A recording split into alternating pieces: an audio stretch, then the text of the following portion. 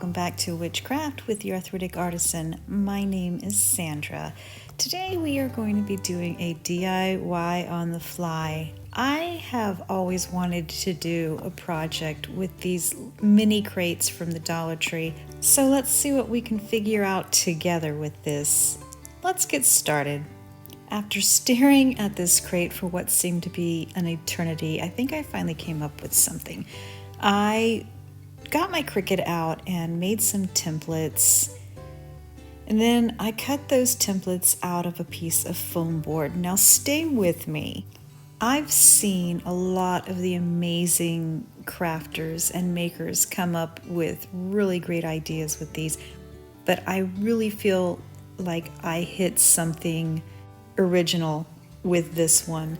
So once I got all those pieces cut out, I sanded the edges down, and these are actually parts of a farm truck. And I know that there's a ton of farm trucks out there and everybody's done them, but just wait for a second, you're gonna see where we're going with this. Once I got those foam boards sanded down, I added some wood veneer over the top just to add a little bit of structure and sturdiness to it. Come to find out, I really didn't need the wood. Once I got done with that, I took one of these mini logs, and after about 45 minutes finally managed to get this thing cut into 4 parts. I want to use this little log as the tires on the farm truck. I chose blue for my farm truck. Now you can paint yours any color that you want. I was really excited to try this paint, and I'm sorry I don't remember the name of the color, but it's by Americana and it's an acrylic paint with a chalk finish. And let me just tell you, painting with it is super smooth. Once I had all the painting done, I got out those templates and I started cutting out the rest of the parts for the truck. We're going to cut some bumpers, some side view mirrors, a rear view mirror, a license plate. I really did my best to trim this video down for all of you. It took probably 9 hours actually to make and record this. Once you have all those pieces cut out and sanded down a little bit, we are going to fit them and make sure that they are a good match for the truck. We're going to get out our chalk paint again and paint all these pieces Parisian gray. Can you see yet where we're going with this farm truck and how it's different from all the other ones? Let me know in the comments section below how you're liking this idea so far. And once we get all these pieces painted gray, we are going to set them aside and let that paint dry. While that paint is drying, we are going to attach the wheels to the bottom of the truck. I'm just simply adding some hot glue to it. Once I was in the process of attaching it to the truck, I thought it needed some kind of stability. So I took a dowel rod and I just cut it into pieces that would fit between those tires. Now after I did that, I decided that this farm truck needed some axles. Again, I took out some dowel rods and measured the distance between the 2 tires, cut the pieces of wood down, and hot glued those into place. Well, axles need to be painted black, so we brought out the black chalk paint and gave them a good coat. I also painted the outside of the tires. Now we are going to fit all those cutout pieces that we painted, all the paints dry, and we're going to hot glue them down to the back of the truck. Look how cute this is looking. So once everything was almost done, I decided with this DIY on the fly that the mirrors needed something extra. So I got out some of this heavy gauge aluminum and I just cut pieces to fit, glued it to it, trimmed around the edges, and boom, we've got mirrors.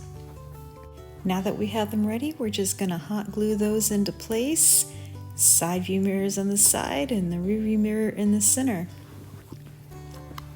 I took my Cricut again and I made a little stencil to go on the back of the farm truck. I just thought it needed a little something.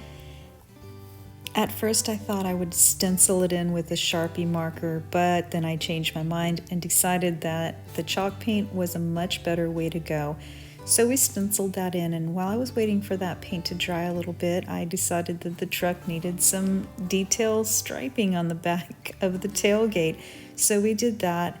Then I thought, well, this license plate is looking just a little bland, so we took care of that as well. Then we're going to add some detail around the bumper, and once the paint is all dry, we are going to start pulling off that stencil that is taped down. Now you can tell by the quirky little words that I wrote out on the license plate what era I was brought up in. I just thought it was cute, and yes, I'm a kooky nerd that comes up with kooky, nerdy things.